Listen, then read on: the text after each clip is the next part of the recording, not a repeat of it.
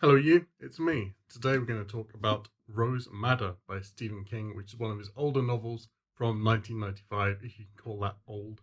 But this definitely feels like classic King. This was the March read for our Stephen King Dark Tower read along.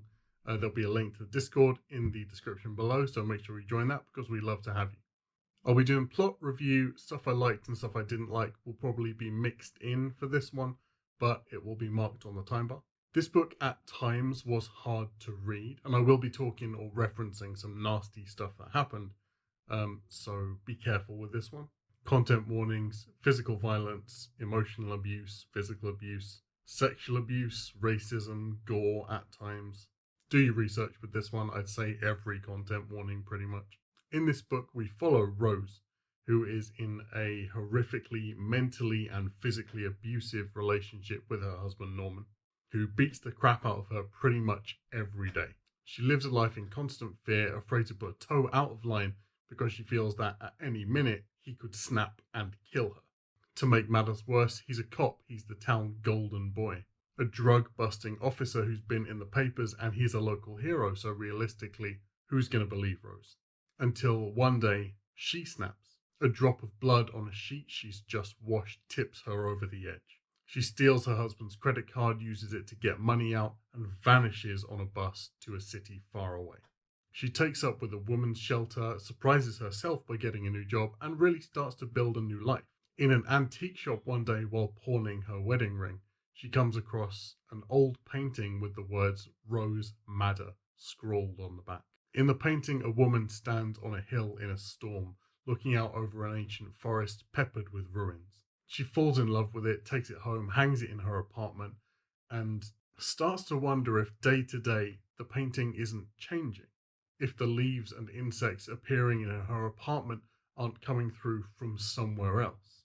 Meanwhile, back in her hometown, enraged by her audacity to leave and the theft of his credit card, Norman sets out to bring Rose to heel, using all his resources as a police officer to hunt her down and hurt her bad, something he calls talking up close. This seems to be a book that's really divisive, and it seems to be one that people are picking up and diving into for very different reasons.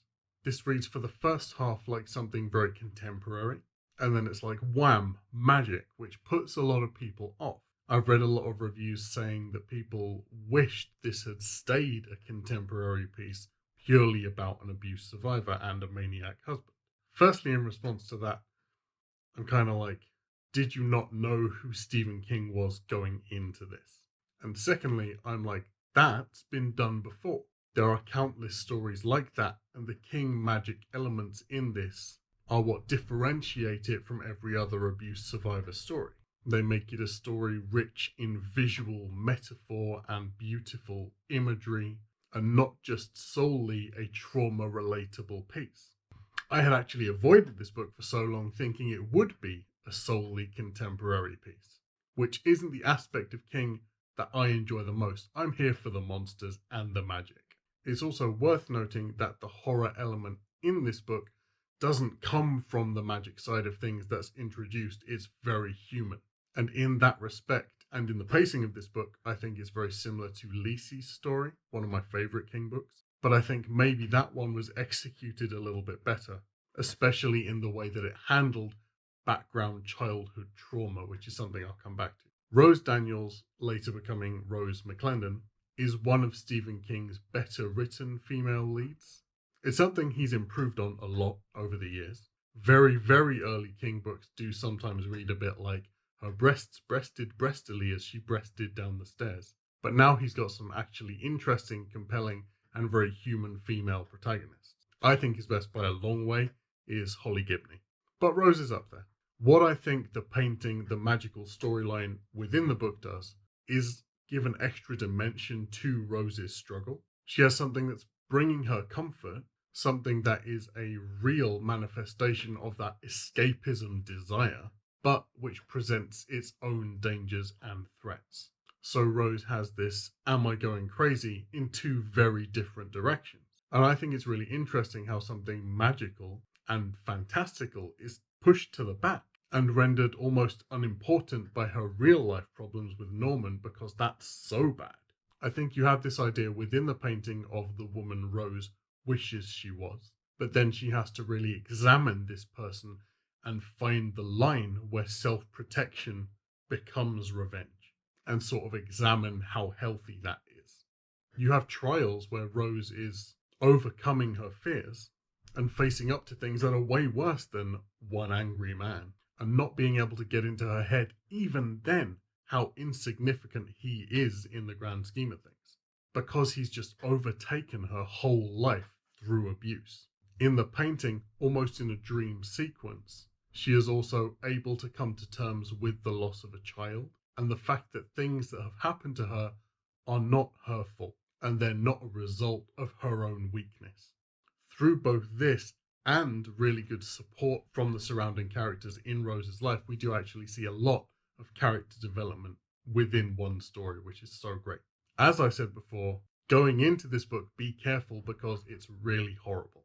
The prologue of the book, in which Norman beats Rose so hard that she miscarries, really sets the tone for the rest and for how Norman's character is going to be for the 400 odd pages. There is such a huge amount of abuse between Norman and anyone that gets in his way, even fleetingly, and his aggression really only escalates. There is a point, I guess, where I was a bit like, okay, we get it now. And I think the question I found myself asking the most while I was reading this book is all of this violence necessary? It definitely made the book scary, but how much it did to build character, I'm not sure. The hardest parts of this book to read were the long italicized chapters completely from Norman's point of view, which really put you in the passenger seat for every horrible thing that he's doing. I've said fairly recently in other reviews that I'm not a huge advocate for two-dimensional villains. And from page one, I think Norman is so absolutely bonkers messed up in every single way with absolutely nothing to redeem him. There's no way to sympathize with him at all, even when you're seeing from his point of view the weird twisted logic which he uses to justify the things that he's doing. And I don't know if it's pessimistic, but, and this is something you see a lot in thrillers with men especially, it's tiring sometimes to see the root of an abuser's behavior being childhood abuse. And I know that's sadly realistic in some cases.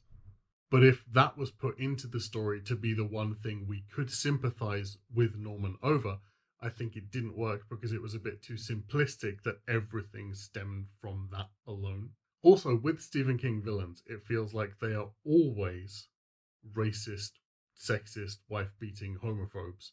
And while, yes, every racist, sexist, wife-beating homophobe is bad, every villain is not all of those things. And I think sometimes it's more interesting and more scary to have a villain who's not. There are some definite connections to other King works in this one, which I always love. You've got Misery, mentioning novels and characters written by the author in that.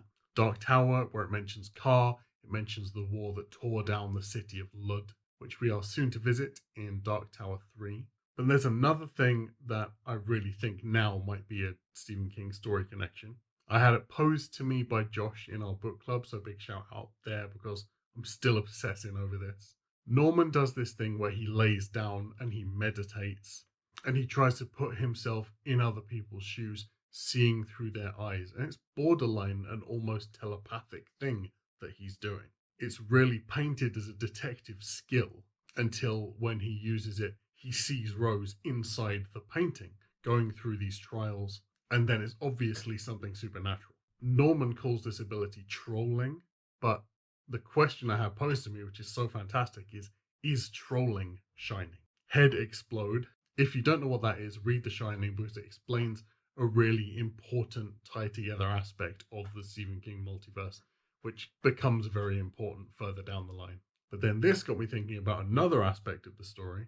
When Rose finds the painting, it has charcoal written on the back of it, and the charcoal writing is very fresh, and it really feels like something placed deliberately in her path, especially when the things inside the painting are so representative of what Rose is going through, of the aspects and events in Rose's life.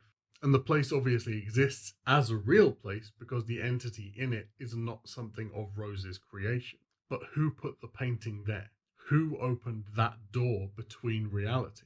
Who put the things in the painting that deliberately relate to Rose? Is Rose shining too? I think it's left deliberately as a very open-ended mystery. But I can't stop thinking about it. But I did really enjoy this. This is classic King and a breath of fresh air after how average I thought the Gwendy books were. But highly recommend this. Just be careful going in because it's gross. So thanks for watching my review. Don't forget to follow me on Goodreads and Twitter, which I'll link down below. Don't forget to join our Interstellar Book Club, Sci-Fi Book Club, which I'll also link down below. That's on Discord. And Dark Tower Read Along if you want to join that too. And I'll see you soon for the next review. Bye.